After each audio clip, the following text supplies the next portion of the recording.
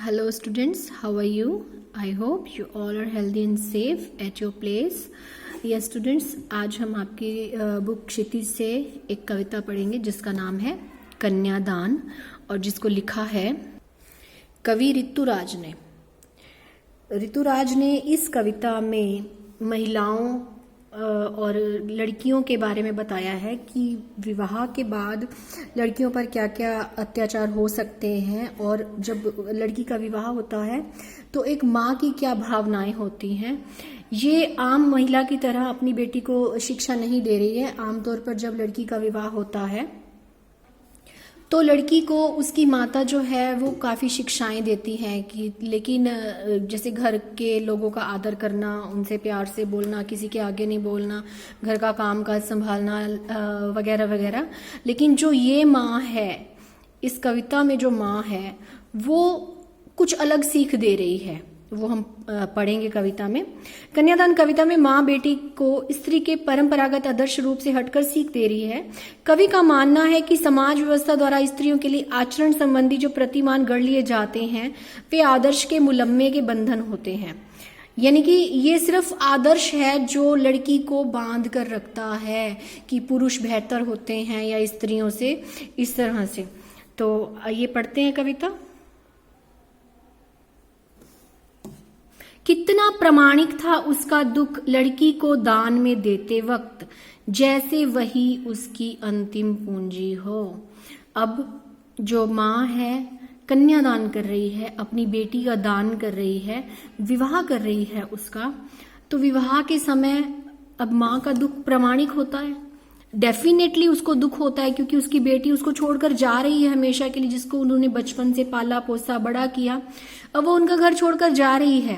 कितना प्रामाणिक था उसका दुख, तो वो दुख होना उसको प्रामाणिक है, स्वाभाविक है।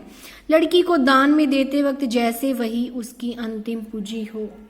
अब वो दान दे रही है, लड़की का दान दे रही है, तो इतना दुख हो रहा है जैसे बस यही एक पूंजी थी उसके पास, जैसे यही एक अंतिम पूंजी रह गई है, इसके अलावा उसके पास कुछ नहीं है।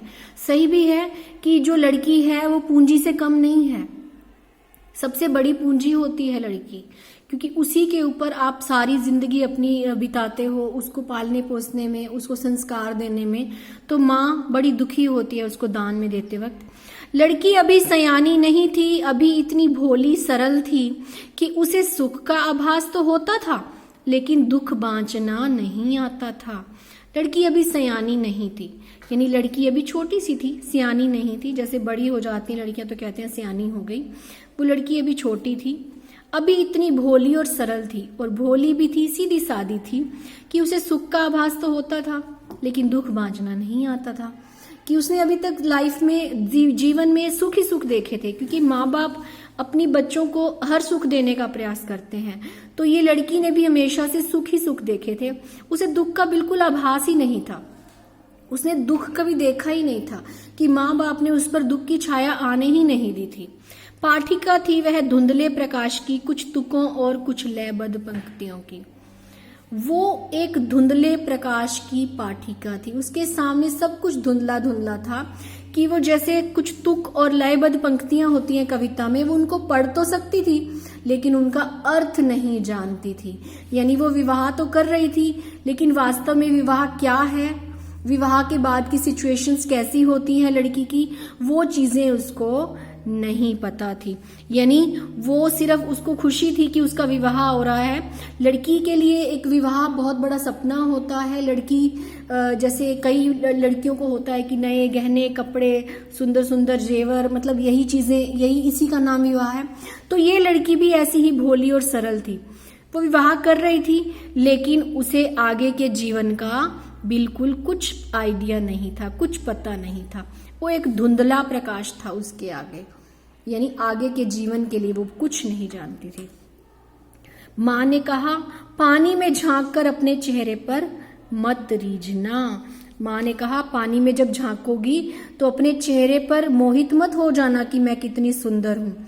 यानी पानी में झांक कर जब तुम्हारी सुंदरता तुम्हें दिखाई देगी तो उसको देखकर खुश मत हो जाना। पानी की गहराई को देखना कि जो पानी तुम्हें तुम्हारा सुंदर चेहरा दिखा रहा है वो पानी तुम्हें डुबो भी सकता है।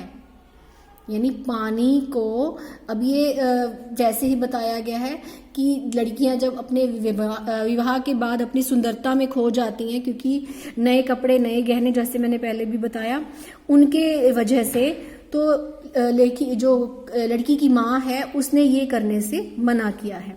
आग रोटियां सेकने के लिए है, जलने के लिए नहीं। आग का प्रयोग करना, लेकिन सिर्फ रोटियां सेकने के लिए।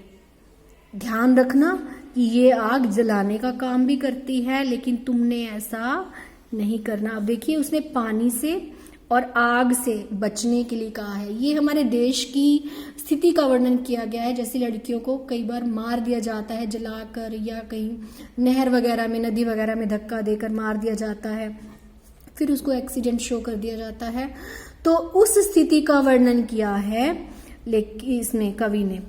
वस्त्र और आभूषण शाब्दिक भ्रमों की तरह बंधन है स्त्री जीवन के। अब कवि क्या कहता है कि विवाह के बाद जो लड़कियां होती हैं वस्त्र और आभूषण में खो जाती हैं, लेकिन उसमें क्या है, ये लड़की को बांध कर रख देता है। ये एक भ्रम की तरह है, शाब्दिक भ्रम की तरह। ये सिर्फ शब्द हैं जो लड़की को भ्रम में डाल देते हैं और उसको, स्त्री जीवन को बांध कर रख देते हैं। तो तुम वस्त्र और आभूषण के भ्रम में मत खो जाना। माँ ने कहा लड़की होना पर लड़की जैसी दिखाई मत देना। माँ ने क्या कहा, तुम लड़की हो तो लड़की तो होना, लेकिन लड़की जैसी दिखाई मत देना। यहाँ विरोधाभास अलंकार है बेटा, जो लड़की है वो लड़की की तरह ही दिखाई देगी। लेकिन इसका अर्थ क्या है, अर्थ ये है कि लड़की के जो गुण होते हैं, कोमलता या सुकुमारता, बिल्कुल नाजुक सी, खोई खोई सी, चुपचाप से रहने वाली लड़कियां होती हैं, तो तुम वैसी बन के मत रहना, अपने हक के लिए लड़ना। लड़कियों का गुण होता है जो कोमलता का, वो गुण तुम अपनाना, लेकिन किसी के दबाव में रहकर नहीं। यानी लड़कियों का जो गुण होता है दबकर रहने वाला, वो गुण तुम मत अपनाना। यानी लड़की होना, लड़की तो तुम हो, लड़की रहना, लेकिन लड़कियों वाला जो वो गुण है दबाव का, यानी दब कर रहने वाला, वो गुण तुम मत अपनाना, अपने हक के लिए लड़ना। तो ये थी आपकी कविता कन्यादान। तो आपने देखा कि इस माँ ने अपनी बेटी को किस प्रकार की शिक्षाएं दी हैं ताकि वो अपने वैवाहिक जीवन में आगे सुखी रहे। तो आई होप आपको समझ में आ गया होगा। Thanks for watching, have a good day.